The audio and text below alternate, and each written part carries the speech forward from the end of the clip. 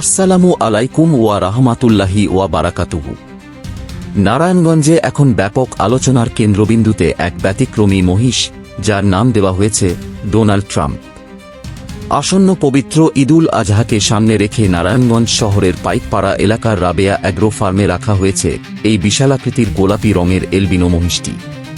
প্রায় ৭০০ কেজি ওজনের এই মহিষকে দেখতে প্রতিদিনই ভিড় করছে হাজারো মানুষ। কেউ ছবি তুলছে, কেউ ভিডিও করছে, আর সোশ্যাল মিডিয়ায় এটি ইতিমধ্যেই ভাইরাল হয়ে গেছে। খামার কর্তৃপক্ষ জানায়, মহিষটির মাথার সামনের অংশে বড় চুল থাকার কারণে এটিকে দেখতে অনেকেই সাবেক মার্কিন প্রেসিডেন্ট ডোনাল্ড ট্রাম্পের মতো মনে করেন, আর সেখান থেকেই নাম রাখা হয় ডোনাল্ড ট্রাম্প।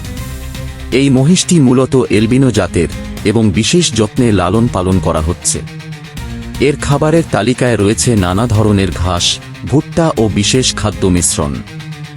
জানা গেছে, ইতোমধ্যে মহিষটি ঢাকার এক ক্রেতার কাছে প্রতি কেজি ৫৫০ টাকা দরে বিক্রি করা হয়েছে, যা ঈদুল আজহার আগে হস্তান্তর করা হবে। এদিকে দর্শনার্থীদের ভিড়ে খামার এলাকায় তৈরি হয়েছে উৎসবমুখর পরিবেশ। আপনার এই ব্যতিক্রমী ডোনাল্ড ট্রাম্প মহিষটি সম্পর্কে কি মতামত? নিচে কমেন্ট করে জানান।